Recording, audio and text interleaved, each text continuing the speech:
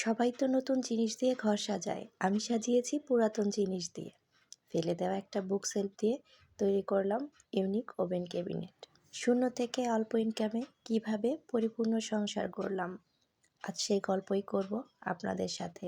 আমার বাস্তব জীবনের অভিজ্ঞতা, এটা কোনো রূপকথার গল্প নয়। হ্যালো এভরিওয়ান, আসসালামু আলাইকুম। Welcome to small family by আমার থেকে আরও একটি নতুন ভিডিও দেখার জন্য সবাইকে আমন্ত্রণ জানাচ্ছি।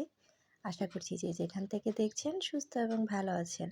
আলহামদুলিল্লাহ, আপনাদের সবার দোয়ায় আমরাও ভালো আছি। পুরাতন ফেলে দেওয়া একটা বুক সেলফ ছিল, যেটা ঘরের এক কোণায় চিপায় পড়েছিল, মানে ব্যবহারের উপযোগী ছিল না। তো ফেলে দেওয়ার আগে একটু ভালো করে খেয়াল করে দেখলাম যে এটা দিয়ে নতুন কিছু করা যায় কি না। এটা নিয়ে ঘুমানো যাওয়ার আগে ঘুম থেকে উঠে চিন্তা করি সব সময়, আর ভাবি যে এটা দিয়ে আসলে ফেলে না দিয়ে কি করা যায়, নতুন কিছু করা যায় কি না। তো চিন্তা করতে করতে একসময় মনে আসলো এটা দিয়ে তো ওভেন ক্যাবিনেট বানানো যায়, তো ট্রাই করে দেখাই যায়। তো যেই চিন্তা সেই কাজ। তো আপনাদের ভাইয়াকে বললাম যে এই সেলফটা ফেলে না দিয়ে এটাকে রিসাইকেল করে আমরা যদি ওভেন ক্যাবিনেটে রূপ দেই তাহলে দেখতে কেমন লাগবে। তো আপনাদের ভাইয়াকে বললাম মাঝখানের যে তাকটা আছে ওটা খুলে উপর দিকে উঠিয়ে দাও, তাহলে ওভেনটা খুব সুন্দর করে রাখা যাবে নিচের অংশে। তো আপনাদের ভাইয়াকে বললাম, আর আপনাদের ভাইয়া এইসব কাজে আসলে একটু পারদর্শী। বাসার আমার যেসব টুকিটাকি কাজ আছে আসলে এগুলোর জন্য কোনো টাকা পয়সা বাইরে দিতে হয় না, সেই করতে পারে। আর এই যে দেখেন, পুরাতন যে বুক সেলফ ছিল ফেলে দেওয়া, সেটা দিয়েই কিন্তু আমরা খুব সুন্দর করে একটা ওপেন ক্যাবিনেট তৈরি করে নিয়েছি। পিছনের অংশে যে হার্ডবোর্ডটা ছিল ওটাও কিন্তু ফেলে দিয়েছি। তো ওটা ফেলে দেওয়ার কারণেই কিন্তু আসলে ক্যাবিনেটটা দেখতে অসম্ভব সুন্দর লাগছিল। যে দেখছে সেই বলছে এটা কি নতুন বানিয়েছি নাকি, কত টাকা খরচ পড়েছে। আসলে এটা বানাতে কোনো টাকাই খরচ হয়নি আমাদের। আর ওভেন ক্যাবিনেটটা আপনাদের কাছে দেখতে কেমন লাগছে অবশ্যই কিন্তু কমেন্ট করে জানাতে ভুলবেন না। তো আসলে আমার বাসায় জায়গা খুবই কম, যার কারণে ওভেন ক্যাবিনেটটা যে রেখেছি তার ওপাশেই ফ্রিজটা রাখার কারণে সরাসরি আমি ঠিকমতো ভিডিও করতে পারছিলাম না। তো আসলে একটু কষ্ট করেই আমাদেরকে এটা ব্যবহার করতে হবে, করার কিছু নেই। যেহেতু ভাড়া বাসায় থাকি, আমরা চাইলেও মন মতো জিনিস কখনোই সেট আপ করতে পারি না, আবার চাইলেও হুটহাট করে বাসা চেঞ্জও করতে পারি না। ক্যাবিনেটটা তৈরি করার পরে এই যে সুন্দর করে সাজানো গোছানো দেখছেন, এটা কিন্তু আমি করিনি, আপনাদের ভাইয়াই করেছে। তো মাঝখানের যে তাকটা আছে ওখানে দুইটা হাদিসি বই রেখেছি। তো ওখানে আসলে বই রাখতেই চাচ্ছি, হাদিসি বইগুলো।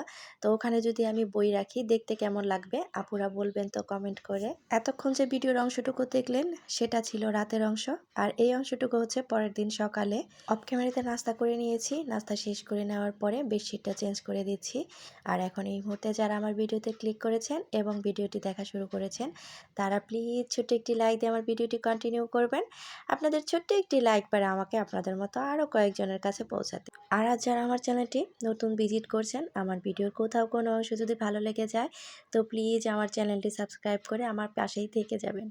ইতিমধ্যে যারা এই কাজগুলো করে ফেলেছেন তাদেরকে জানাই অসংখ্য ধন্যবাদ। আমি যে বেডশিটটা উঠিয়ে ফেললাম, সূর্যমুখী বেডশিট, তো ওই বেডশিটটা দেখে গত ভিডিওতে এক আপু কমেন্ট করেছে আমার বেডশিটটা খুব সুন্দর।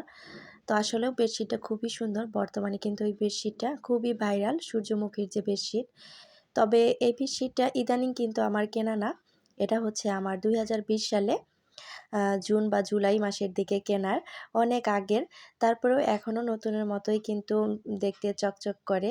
আমি আমার সংসারের প্রত্যেকটা জিনিস খুব যত্ন সহকারে ব্যবহার করি। কথাই আছে যত্নে রত্ন মিলে। জিনিস নষ্ট করে ফেলে দেওয়া খুব সহজ, কিন্তু সেটাকে যত্ন করে ধরে রাখা খুবই কঠিন কাজ।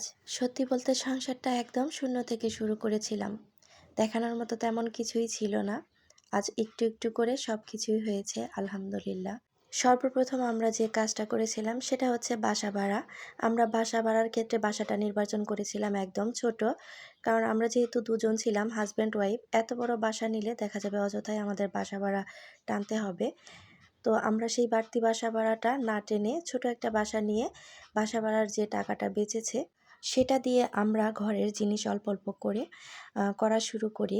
আমাদের চিন্তা ভাবনা ছিল এমন, বড় বাসা আগেই নিয়ে ফেললে বাড়তি টাকাগুলো খরচ হয়ে গেলে তারপরে দেখা যাবে যে আমরা ঘরের যে জিনিসপত্র সেগুলো করতে গিয়ে হিমশিম খেয়ে যাব।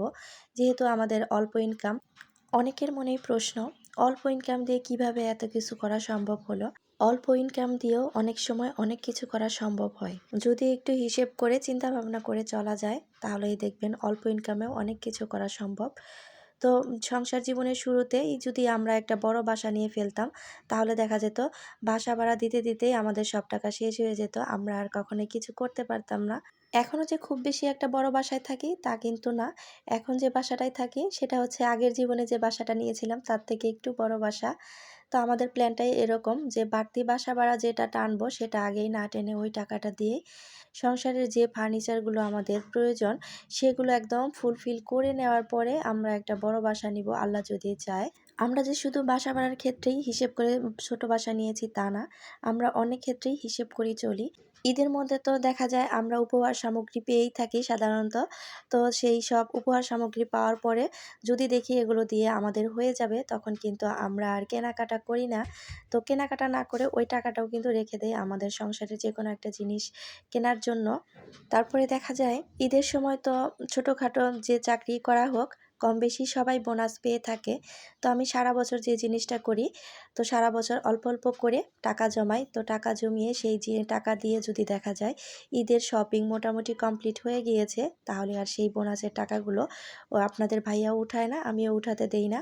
ওই টাকাটা দিয়ে সংসারের জন্য প্রয়োজনীয় ফার্নিচারটা তৈরি করে নেই।